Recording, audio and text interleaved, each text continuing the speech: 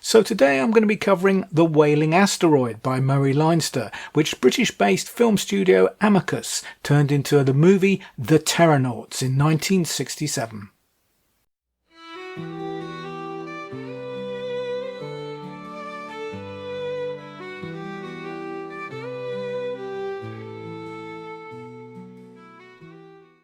So let's get right into it. Amicus Films were the major rivals in the UK to the Hammer Horror Studio in the 1960s and particularly the early 1970s. And they were famous for their portmanteau films, which today we would call anthologies. But before that, their major success was with a couple of film adaptations of Doctor Who, starring Peter Cushing. And this success encouraged them to try some other science fiction projects, 4 of them namely, and all based on a fairly obscure science fiction novel. So I thought it would be interesting to read those books and compare them to the films. So the first of these is The Wailing Asteroid, a 1960 novel by Murray Leinster, an American author. And the plot here revolves around a maverick independent engineer called Joe Burke. And he's having some success in his work, but he is also plagued by dreams. Dreams he's had all his life of walking on an alien planet carrying some kind of superweapon and accompanied by all these strange fluting noises which are a bit like birdsong. Now, when alien signals are received around the world on various radio telescopes, they are these very sounds that he's heard in his dreams. And this inspires him to build that super weapon that he was carrying, and also, eventually, using the principles of that, to make a homemade spaceship. Now, as the world struggles with the implications of first contact, Joe and his crew head off for the asteroid which is the apparent source of these signals. And when they get there, they find it's actually an armed fortress, stocked full of amazing intergalactic weaponry. But who left it there? And what is it for? And what are those strange objects that are rapidly approaching our solar system? Now, this is a fine, if fairly unspectacular, slice of mid-20th century American science fiction, which pits 5 representatives of humanity against an apparently unstoppable intergalactic force who are on their way to wipe out the Earth. However, I found the strength of the novel lies in its core concepts and ideas rather than its execution, because although the abandoned fortress in space is a wonderful setting for a science fiction mystery, its puzzle pieces come together pretty easily for Joe and his crew, and everything is in the end fairly well resolved in a kind of fairly pulpy and standard sort of way. Not very much like Arthur C. Clarke's Rendezvous with Rama, which is kind of a similar setup, but where Clarke was careful to leave lots of things ambiguous and unexplained. However, my main problem here is with the characters. Our resident genius Joe is kind of dislikable, really. He's quick to anger, pretty rude, and obsessed with work. It's a puzzle to me what his beautiful assistant Sandy really sees in him. His colleagues are also a bit of a problem, in the fact that both of them are defined by one single characteristic each. Holmes, his big, bluff, handsome main assistant, is basically socially awkward when he's around Sandy's ditzier sister Pam. The other member of the quintet, Keller, is basically a guy who never says anything. Or very little. That's really his main character trait. Yeah, it just seems like a bit of an excuse not to develop him at all, really. And these are the 5 guys and girls that we've basically got to invest in as the possible saviours of humanity. It's not easy. And of course, no surprise here, we have to talk about gender roles, because this is a novel written in 1960. It's kind of progressive, a little, but not very. Sandy and Pam are basically assistants to the guys. They help out, in both on Earth and in space. Now, Sandy does get one important job, and that is to work out a code they can use so that they can communicate directly with the US government on Earth without other governments being able to listen in on what they're saying. Neither is in constant need of rescue, which is a pleasant relief, but there are certain passages which haven't aged too well, and I'm going to quote one of them here for you right now. So, this is about the girls. They were probably as satisfied as two girls could be. They were on the sideline of interesting happenings which were being prepared by interesting men. They were useful enough to the Enterprise to belong to it without doing anything outstanding enough to amount to rivalry with the men. From a girl's standpoint, it wasn't all bad. Now clearly that comment's a little dated, but there is worse to follow. This particular scene made me laugh out loud, actually, which I guess I shouldn't have done, but kind of was inevitable, really. Okay, they've just escaped the Earth's atmosphere in the spaceship. They're having a very serious discussion about the future of Earth and the mission that they're on. And right in the middle of it, Pam pipes up and interrupts to tell them dinner is ready. Yeah, so that's pretty embarrassing.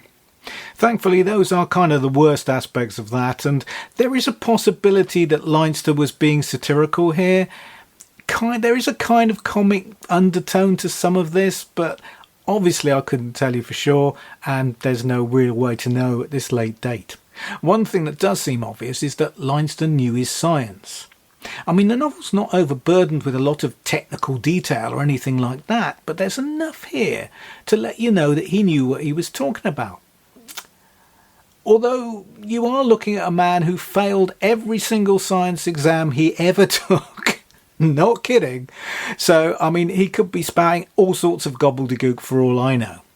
And obviously, in the many years since the novel was written, science has moved on a great deal anyway, so some of his stuff is bound to be out of date. In a way, complete ignorance on scientific matters is perfect for reading old science fiction, because I'm not cringing at all the mistakes all the time, because they could say anything and I wouldn't know any better. One thing I did like about the novel, though, was the Jules Verne kind of feel you had to it, with the homemade spaceship and exploration and the feel of new worlds to conquer, and that does all play into how the story wraps up. And I also love the fact that because they leave Earth in a hurry, their only spacesuit is a really old-fashioned diving suit with a big helmet. And when they get on the asteroid, how do they check that there's any oxygen outside? With a cigarette lighter. So that was fun.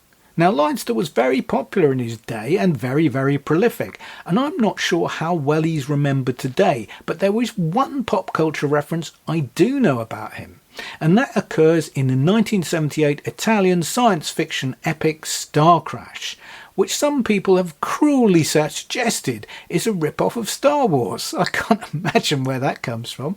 The movie starred David Hasselhoff and Caroline Munro and was directed by a guy called Luigi Cozzi. And one of the spaceships in the movie is called the Murray Leinster. And in the final analysis, I found this perfectly enjoyable, unspectacular, but entertaining enough. So what did Amicus Films do with this? Well, for a start, they retitled it The Terrornauts, and that's a terrific title. Brilliant. Superb. Rest of it, not quite so much. Now, it's a very ambitious story to take on, and it is a surprisingly faithful adaptation of the novel. There are some changes, of course, but in essence, it's the same. The main thing is that Joe Burke is no longer a maverick engineer. He's an astronomer, and he works at a radio telescope on a project called Star Talk, which listens for alien signals from the universe. And when those signals arrive, he doesn't need to build his own spaceship, because the aliens come round and give everybody a lift to the asteroid, literally picking up the entire shed where the team work. Now, this team is not identical to the one in the book. Yep, you've got Burke and his girlfriend assistant Sandy, and you've got the scientist Keller, who seems a little more talkative in the movie. But there's no sign of Holmes, and there's no sign of the ditzy sister Pam. What we get instead is the financial man from the ministry, Joshua Yellowlees. And we get the tea lady. Now, if you're not British, and from a younger generation than myself, and most people are now, you probably don't know what a tea lady was. Well, tea ladies were members of staff who would bring round a trolley during working hours, usually once in the morning and once in the afternoon, that would have biscuits and maybe some cakes and a tea urn, so they could basically give you a cup of tea at your desk, because God forbid you'd actually be able to leave your desk for 5 minutes.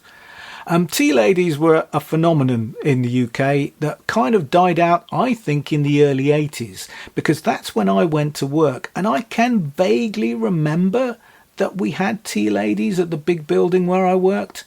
I couldn't be 100% sure about that, but I think they still existed briefly. But they have certainly passed into history now. But unsurprisingly, the main differences occur when they get to the asteroid, because that's when the pitiful lack of budget becomes only too obvious. The complete budget for the movie was apparently £85,332. Now, inflation adjusted, that sounds a bit more impressive, because that comes out at 1,350,000, which in US dollars is about 1,800,000. But to give you a comparison, that's slightly more than the budget that Bruce Campbell and Sam Raimi had for their homemade horror The Evil Dead in 1982. And that was a movie that featured a cabin and 5 actors, I think. And Amicus are trying to mount a serious science fiction, large-scale epic on that kind of money. So it's no surprise really that Amicus failed dismally. The asteroid interior, instead of the impressive abandoned fortress of the novel, is basically just a series of empty rooms. Well, not quite empty, because you get this rickety homemade robot that looks like it's been stuck together from bits of kitchen utensils with sellotape or something. It looks like it's going to fall apart any moment.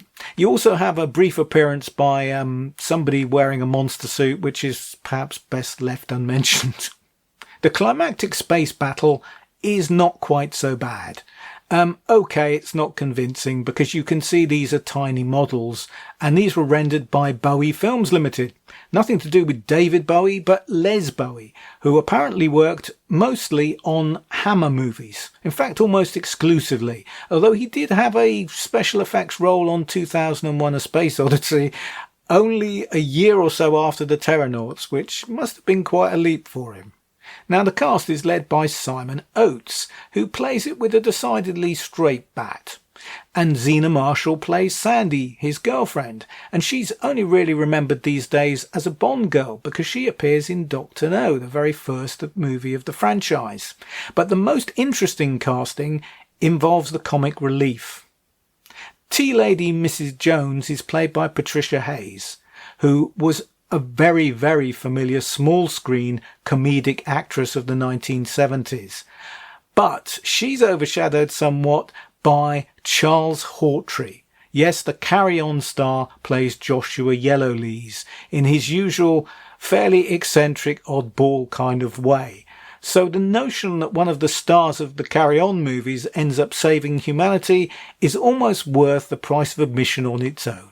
But perhaps the most interesting thing here is that the screenplay is by a young science fiction author called John Brunner.